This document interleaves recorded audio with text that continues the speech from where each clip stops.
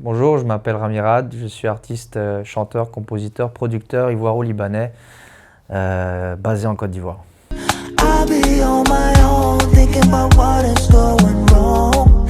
Look into the mirror. My love for you will never change.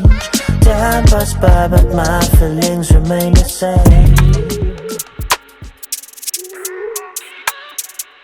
Bon, j'ai plusieurs activités, je suis un peu dans l'immobilier, je fais un peu des business, on est dans un domaine médical avec la famille, donc c'est un peu ça mon côté, euh, mon côté hors musique, on va dire. Ouais.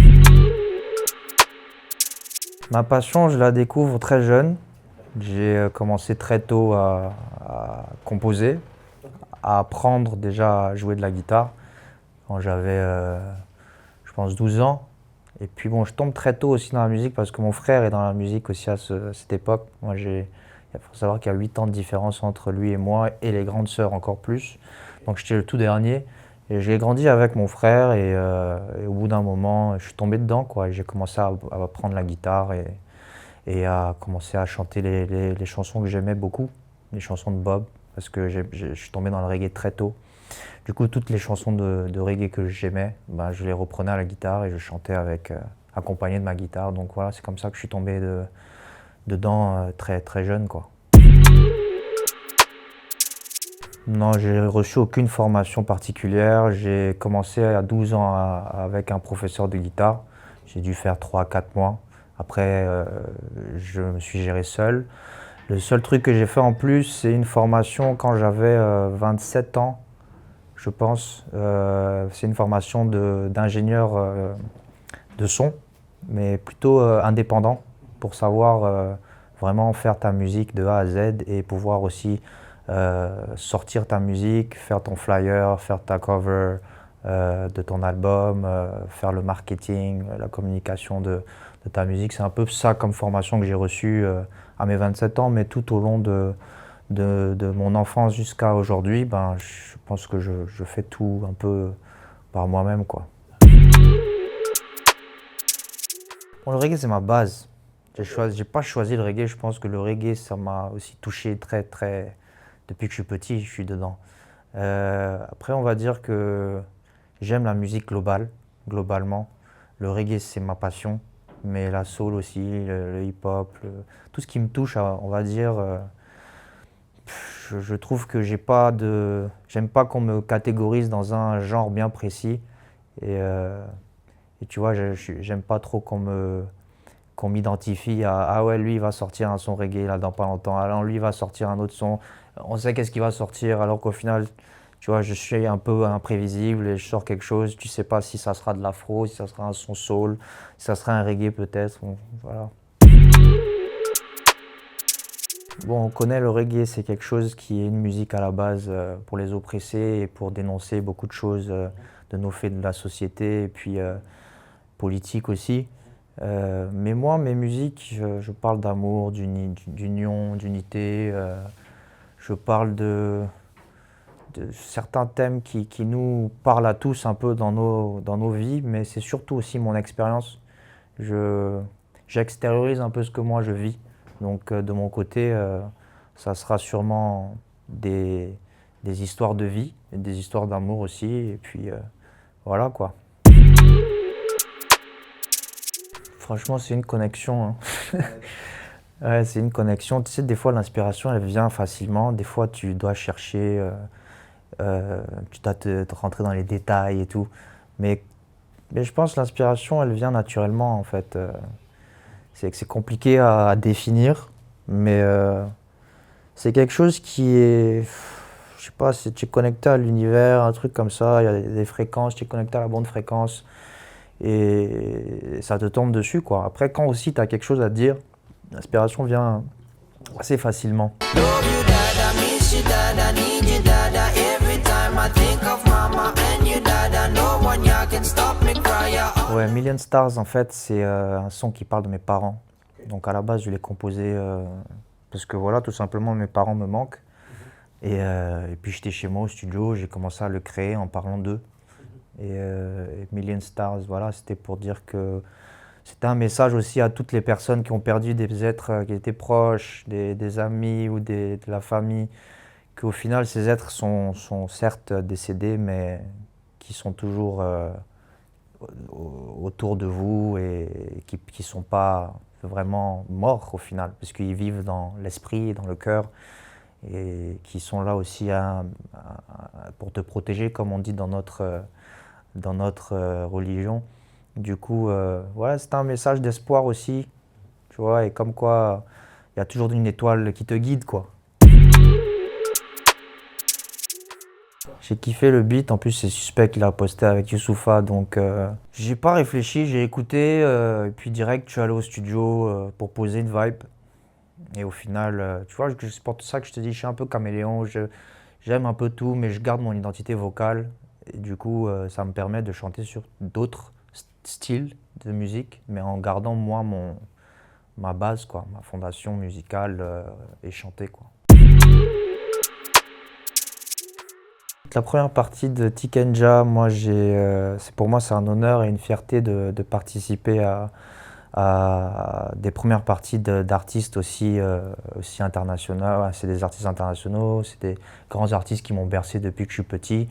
Donc c'est le respect, quoi. C'est carrément un honneur, une fierté pour moi, surtout dans mon pays, en plus de le faire dans mon pays, en Côte d'Ivoire, avec cet artiste que je pense que voilà, c'est très honorable et très, pour moi, c'est un cadeau, quoi. Je suis content de vivre ce genre d'expérience dans mon parcours musical, quoi. Moi, ce qui m'a poussé à faire plusieurs autres styles, ben, c'est parce que j'aime la musique, en fait. Donc, je pars du principe que je ne peux pas me renfermer que sur un style musical. C'est comme si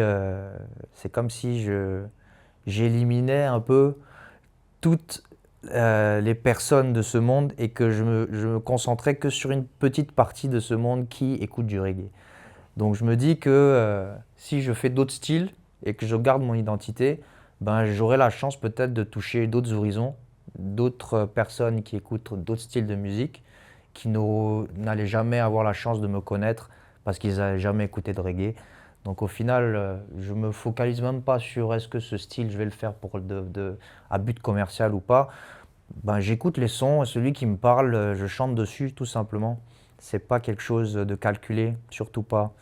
Je pense que si je calculais les choses et que je créais en fonction de calculer est-ce qu'il lui va m'écouter, est-ce que ce son va se vendre, tu vois, je pense que j'aurais beaucoup de barrières à me mettre. Donc là, j'ai pas de barrière vraiment. J'écoute des beats, je travaille avec James on the Beat qui a beaucoup de prod à lui dans mon album. Je travaille avec d'autres producteurs aussi, donc je ne suis pas fermé aux différents styles tant que ça me parle musicalement. Je prépare mon album qui va sortir normalement en novembre.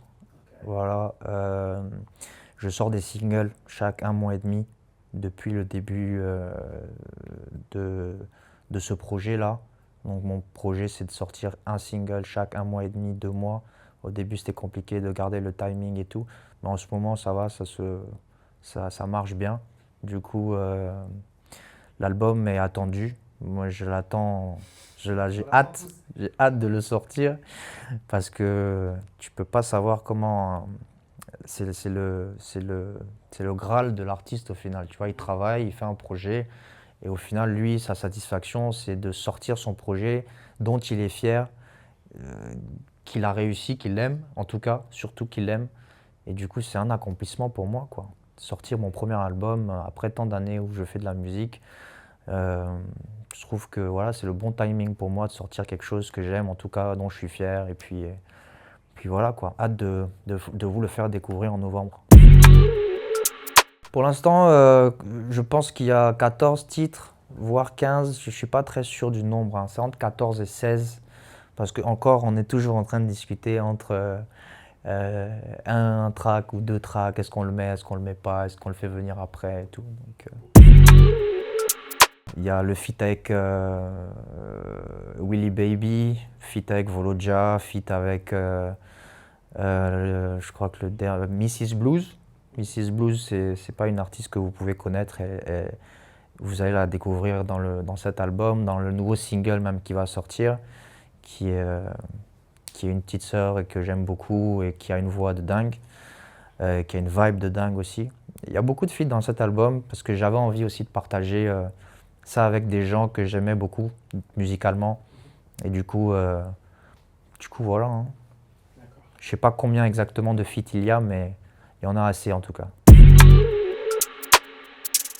Ouais, en Côte d'Ivoire ici, tu sais, quand j'étais un peu plus jeune, j'avais envie de bosser avec les Mewé, les vieux pères du son ici en Côte d'Ivoire, quoi, les gars qui ont fait notre enfance. Il y a beaucoup de gens auxquels je pense même dans le milieu reggae. Une personne en particulier ici en Côte d'Ivoire, je sais pas, ça serait forcément quelque chose qui sont dans un autre style que le style reggae. Si je vais dans le rap ivoire, ça serait Suspect. Tu vois, parce que Suspect est plus dans mon flow. J'ai pas choisi Didi B parce que Didi B, c'est pas qu'il est pas bon, hein, il est bon, hein, mais c'est juste que je pense plus rentrer dans le flow de Suspect que rentrer dans le flow de Didi B, quoi, tu vois. Tu peux faire une musique qui danse, tu peux faire une musique bêtisier, limite, tu vois. Comme les gars là en ce moment, là, comment ils s'appellent, j'ai oublié son nom, les congélateurs, les bébés sans os de menthe, mais qui passent à la télé. Tu les vois passer à la télé, ils font ça, mais c'est du divertissement.